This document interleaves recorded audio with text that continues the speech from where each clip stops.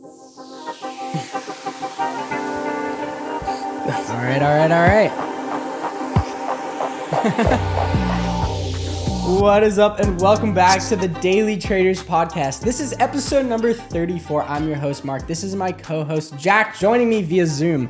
What's up, guys? This is our first digital virtual podcast with Jack, my co-host, who is currently in prison. Are you in prison right now? You want to talk about something like that? What's up with your background and what you've been doing? You've been traveling, and that's kind of why your setup looks like this right now.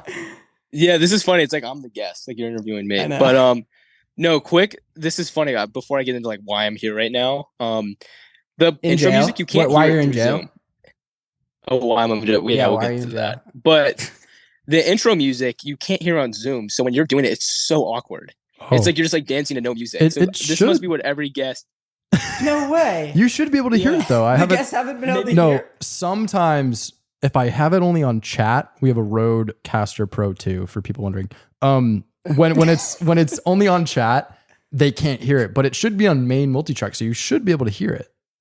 It's really strange. I mean, it was very like cutty, like it wasn't. Cut in, cut out. I think it's just the connection, but that was definitely the connection. That was really funny. But anyways, yeah, I've been traveling a lot. I was just in Miami. I have another company that has been growing, so I was down in Miami for a conference, and then I went to Vail for another conference, and now. I'm finally back, and I'm stopping in at a friend's house to let me record because my flight landed at 5:30, and we had to do this today because tomorrow it goes live. So I made it work, and I'm here. Don't want to miss an episode. Did you go skiing in Vail? Yeah, one day. I was at the conference. It was a 3-day thing. I was at the conference for 2 days, and I was able to ski at Copper Mountain one day. Nice. Sweet. Yeah, it was a good time. You were in Miami for what, 3 or 4 days? 5 or 6. Oh, shoot. Yeah, you've been Miami's gone for a while. Man. I know. What do you like? What do you like about Miami? Weird.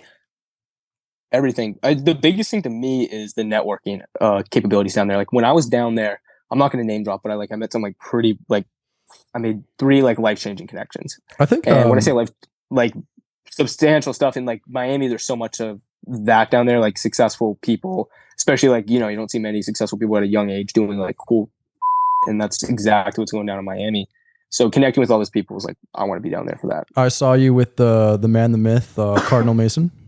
Oh yeah, I met up with Mason on my just for lunch. Hit him up because I had his number from the podcast. Got lunch. Super cool guy. Yeah. Nice. Cool. All right, quick disclaimer. We are not financial advisors. Now, we advise everyone to know the risk involved with trading stocks, ETFs, and options. Any investment decision that results in losses or gains made based on any information in this podcast or related services is not the responsibility of the Daily Traders. The full disclaimers is in the description below. Thanks for watching on with the episode. All right, this episode is sponsored by thedailytraders.com. Okay, if you guys are interested in learning how to trade in the stock market and copying my exact trades, I will put a link in the description below. Go ahead, apply discount code podcast99 to get $100 off. All right, on with the episode. All right. What do we got on the docket for today, guys? Well, I wanted to say, first off, why the background's different for me. I'm actually at my home office right now filming this because we're doing some renovations on our office in the city,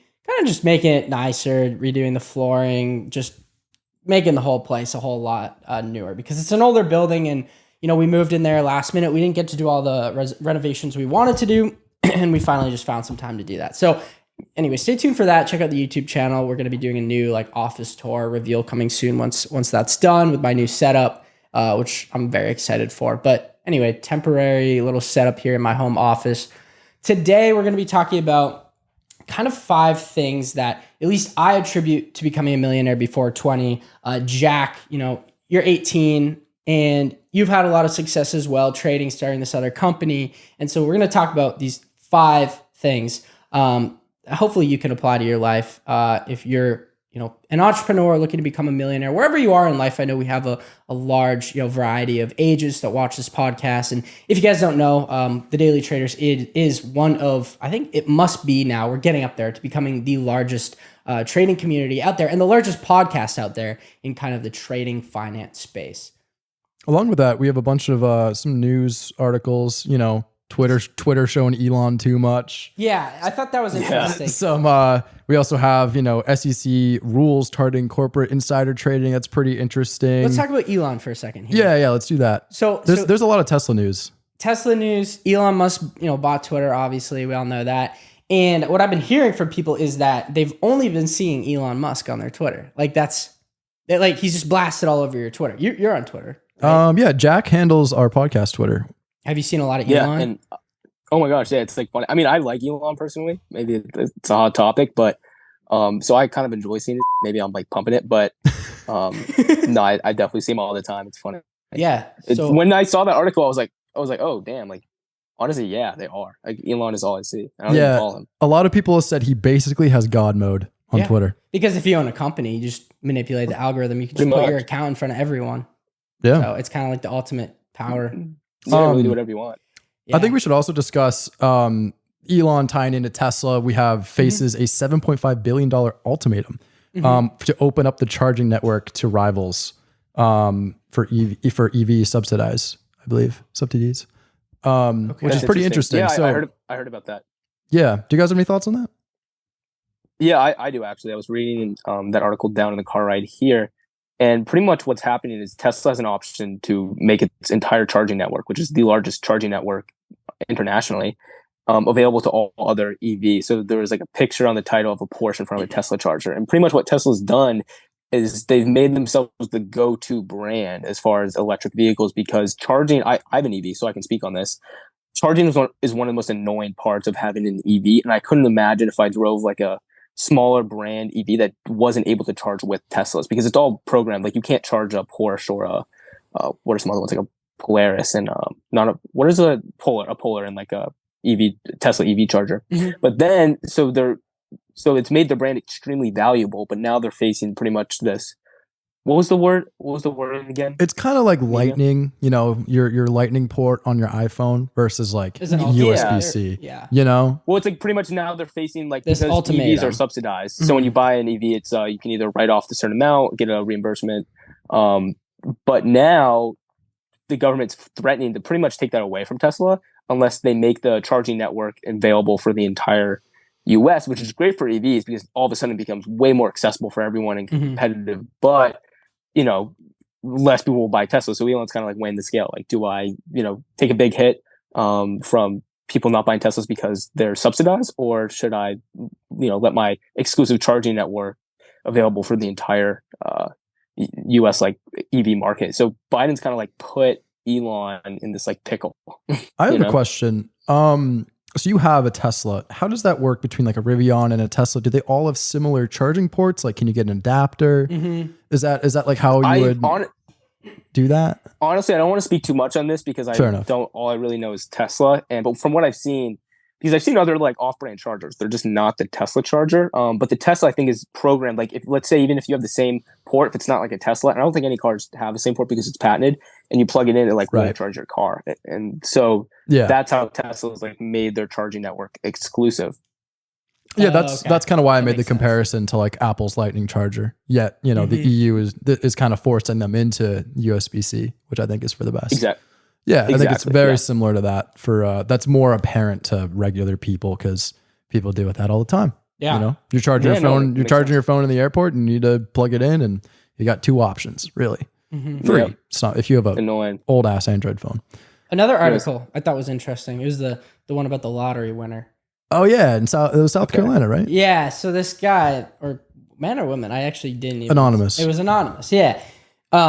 They decided to donate the entire prize pool, everything they won, to charity, which is crazy. So about 150K. 150K. Yeah. 150K. Oh. Yeah. The max. The grand prize would have been 416 million. That's what I was gonna say. Yeah, which is pretty crazy. Yeah.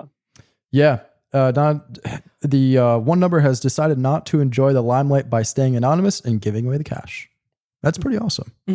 I wonder how that works tax-wise. I know we're not tax specialists at all. We're not financial advisors. Wait. So he only gave away 100. He won 400 million, but gave away. No. So he only won 150,000. Yeah. And he gave it all away. The grand prize. The grand prize would have been 416 million. Yeah. Okay. That's not that crazy though. It's not that crazy. It's still like, imagine if you're a regular person that wins 150K. Well, is he normal though? Like, he could be balling. Anonymous. Good point. Like, oh fuck. Yeah. He could have been like, oh yeah, I don't even need this money. Well, I thought the article sparked my kind of mind when I was thinking about, I've heard these stories about, it's not a crazy story in itself. I mean, it's great. Obviously, like anyone winning 150,000, donating that's like good on them, right? I'm not saying it's a bad thing, but the thing behind the article that got my attention was thinking about like how many people, or these people who have, very few people who have won the lottery, millions, hundreds of millions of dollars, how they either end up going broke within a couple of years, dying. Like the stories, I've read some crazy articles. Yeah. Their family, their friends turning on them. Yeah, and we kind of had a little conversation about this morning during breakfast. That was like, I asked you, because I remember, end of high school when you kind of like initially actually started doing well trading, which no one thought you were going to do, by the way.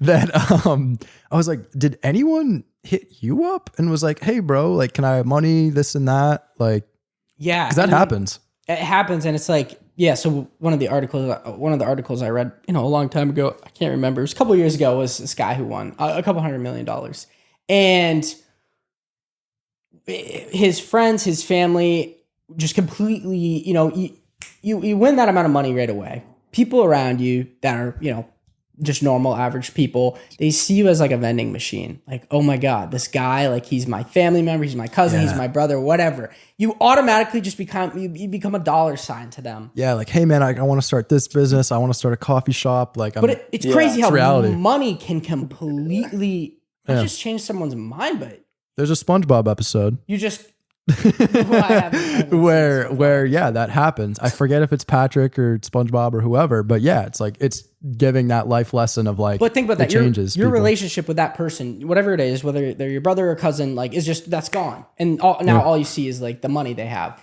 Yeah. And so going back to like when I started making money, when I started doing well, I didn't necessarily have anyone like taking advantage of me. I did have people that were not friends of mine. Trying to be friends of mine, whether that was for a money reason or a clout reason, or I don't know.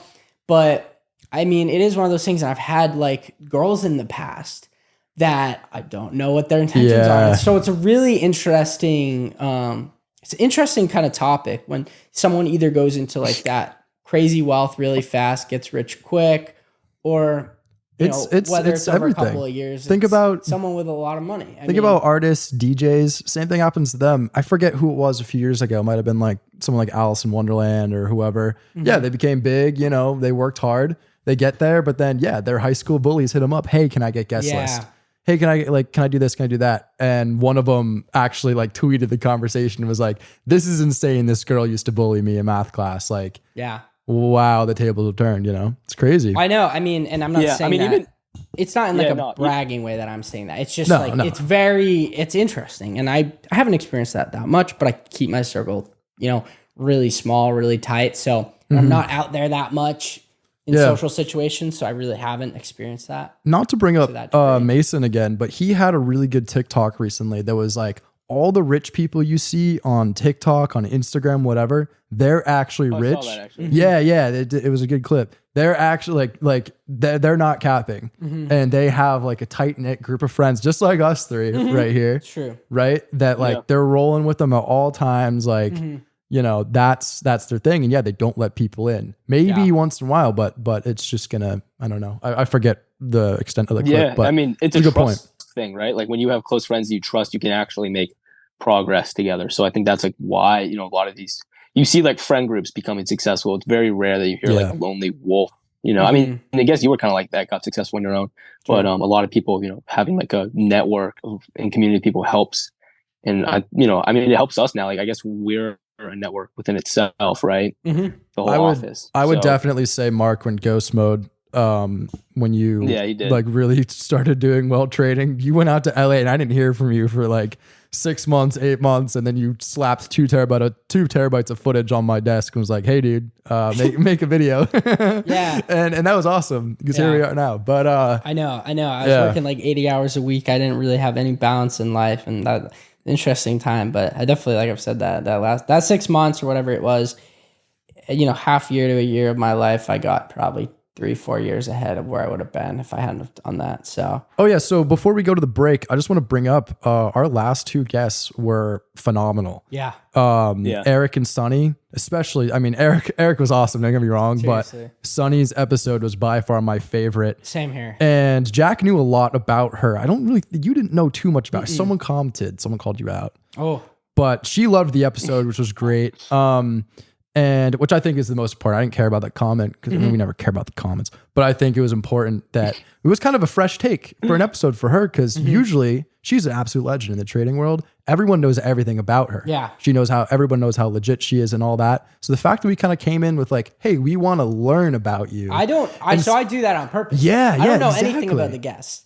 Yeah. And that was what the comment was about. Yeah. Yeah. They were giving you. Yeah. So Hey, real quick. yeah, go. We do appreciate the comments. We do appreciate Oh, that. Yeah. Yeah. I we don't appreciate read the the hate We do feedback. comments. comment, but like comment. Yeah, someone commented something on one of the first few episodes. They want the intro shorter. What do we think about that? Yeah. I've said that in the past. I agree. Yeah, I think I might start it right when the bass notes come in, right before it drops.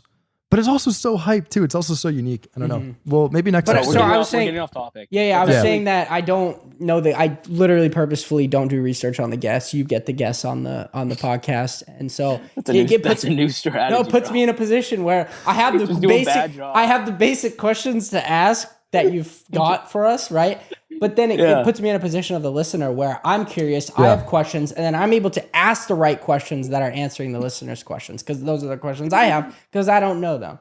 I agree. So it's like the listener, That's if the funny as listener hell. was watching and listening to the podcast, if they were able to ask questions, that's kind of the place I put myself in. Yeah, I think we do a great job Okay, with nice. that. All right. So, that was a good excuse for not doing research. Oh, yeah, sure. Okay. With that said, let's go to a quick break. This episode is brought to you by thedailytraders.com. Now, if you're interested in learning how to trade in the stock market, I'm going to give you 30 plus videos breaking down my exact trading system, and I'll give you access to copy my exact trades in the stock market. Hope you guys are enjoying the episode. With that said, let's continue. All right. And we're back after a short break. Also, sorry if I haven't been looking at the camera there because I'm looking at Jack, who's on a laptop right there, and then media right there. Yep. Anyway, okay, so 5 things that made me a millionaire by 20. We kind of talked about this before. You have some input. So let's just share these 5 things together. Okay. So number 1. What do you think number 1 is? I think we were saying who you surround yourself Just to preface this, by. we came up with this list before the show. So this is Mark and I's joint opinions. Yeah. Okay. So number 1 is who you surround yourself by.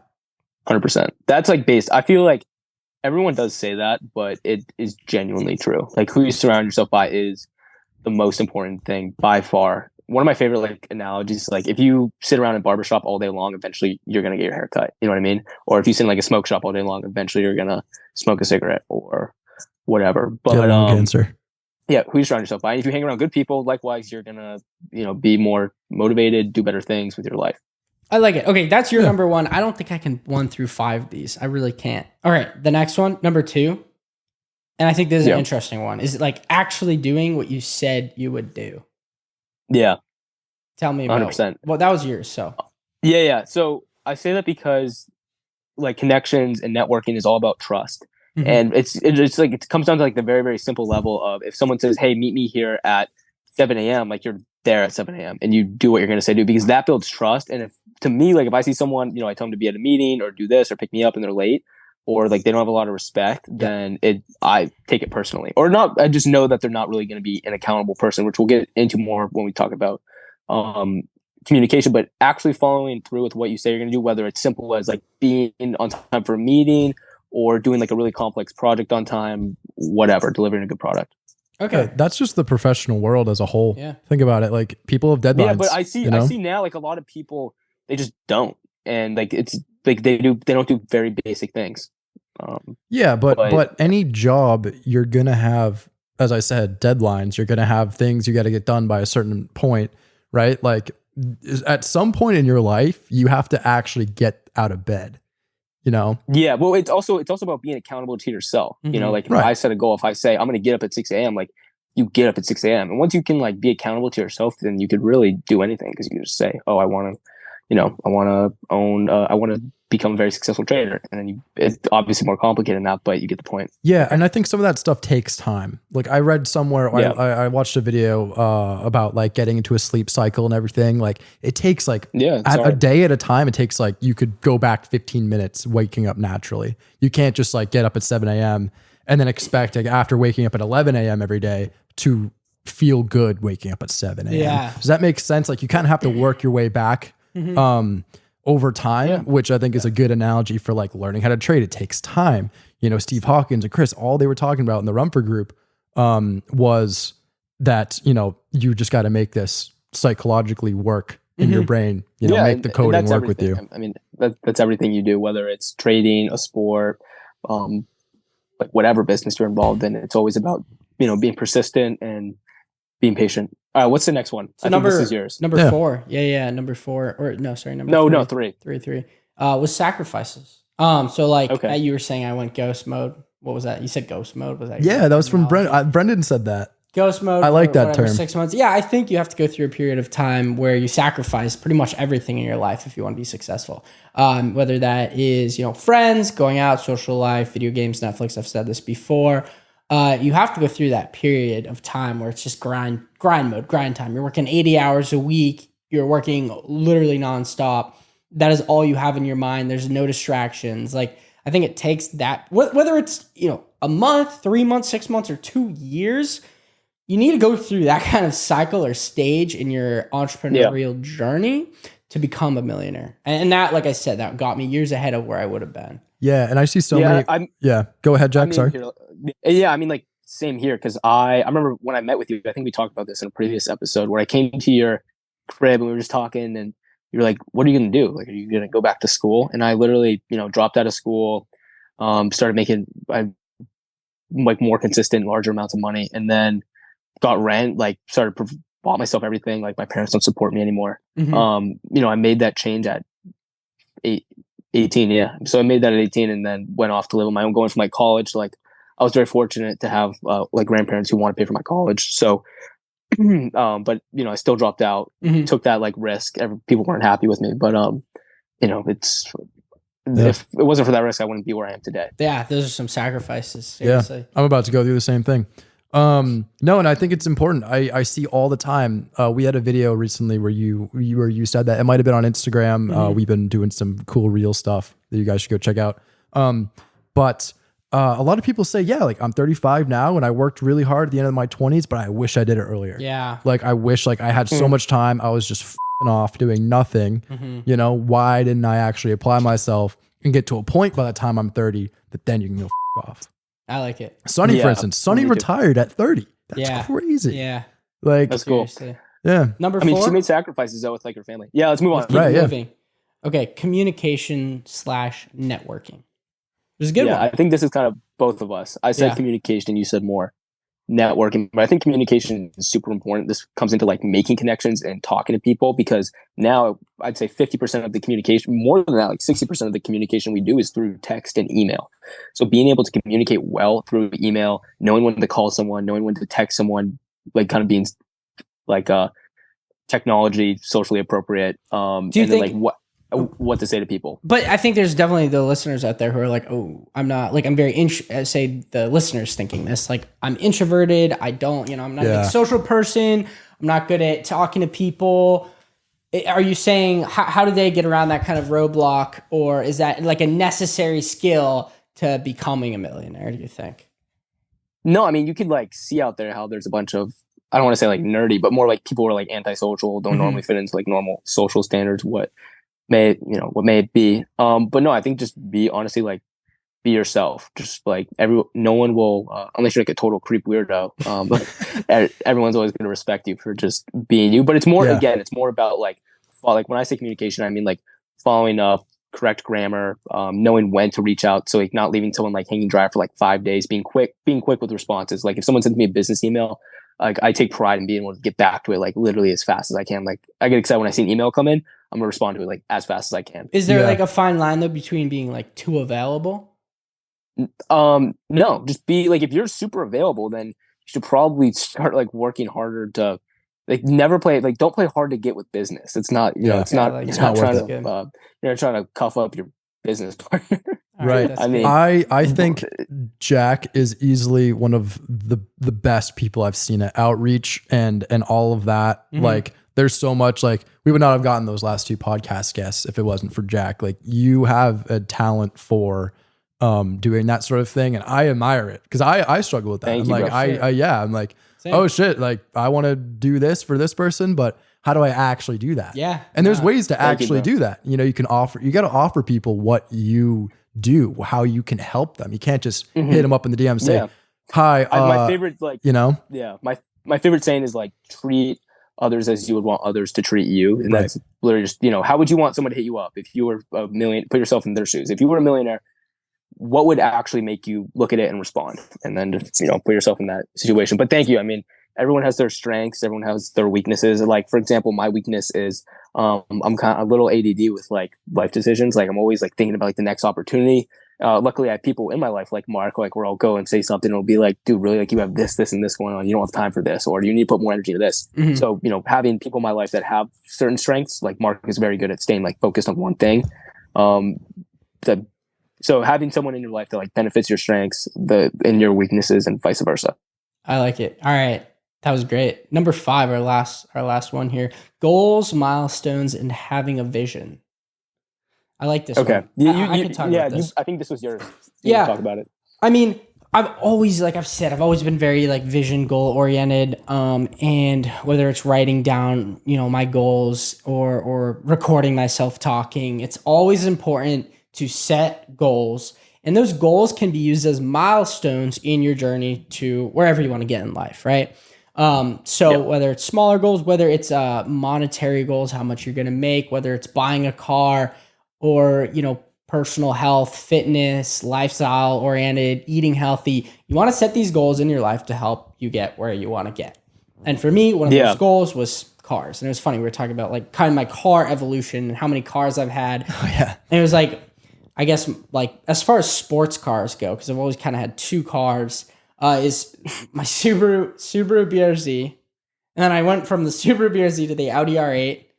And then from the Audi R8 to the McLaren. And now I'm getting a Lambo soon. So that's kind of my supercar evolution. It's like setting those goals through different thresholds of like levels of like cars. I had... Nice. Love that. Wait, let me finish because I like cars. Yeah. I went from like the first other Subaru I had to what was it? it was you went the Subaru that you Subaru- straight piped, which we've that talked one. about. Oh, not the BRC. It was green. I love that car. I think about 10 or 11 cars at this point. Yeah. No. Yeah. You went from that Subaru. What was that? Like a Impreza. Impreza. Yeah. That was my first car. Impreza to a BRZ, right? Mm-hmm. To then and then it was either the Range, the Bronco, The Audi R8, the Bronco, the Range. Oh, yeah, the the Audi. I McLaren, forgot the about the G Wagon. My point is set goals, set milestones. They're gonna help you get where you want to get in life.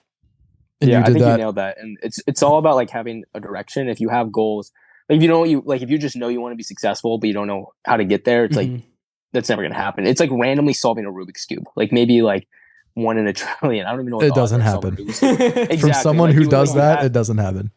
Like if you're focused on the prize, like it's say prize Lamborghini, that's all you think about is Lamborghini. Mhm. I think frankly it's gonna be a lot more effective if you focus, I want to, I'm really passionate about stocks, whatever, or media, like editing videos, and just focusing on that and like how you can scale that to be really big, thinking Mhm. big, and then eventually, the Lambo will be a byproduct of that. But having direction because of visions and goals, wildly important. I like Huge. that. All right. Well, that is going to wrap up this episode. We're keeping it short, sweet. Again, no guests today. We want to kind of Yeah. have little. I guess I'm the guest kind of. Yeah, you're the guest. That's good. No, but Yeah. like, Thanks for having me. Yeah. Love to be here. great to have you. Now get out of wherever you are and come back to the office. You'll be back I'm gonna tomorrow, escape prison. right? I'll be back. I gotta escape prison now. Yeah, Hold we up, never- the guard's coming. I gotta go. Bye, everybody. Bye. Anyway, Jack left. I hope you guys enjoyed this episode. We're gonna have guests on almost every episode. Once in a while, it'll just be Jack and I to talk about life. I think it's good. I like this. I think articles and- running through the articles, like good. people like that, especially when we do it a day or two before. I think it's great. Totally. Maybe eventually I'll get a camera, maybe 100K, Mm-hmm. maybe. Oh yeah, we're That getting thing. there. That Make could be sure to interesting. subscribe to the YouTube. Make sure to like, comment, share. We're on Apple Music, Spotify. Yep. They got to engage, right? Yeah, vote us, rate us Rate us. on Spotify. Our TikTok haters are coming for us. We need to up that rating, guys. It would So be much appreciated. yes, it would make me very happy. Awesome. All right. Hope you guys did enjoy, and we'll see you all in the next episode. Later. Bye.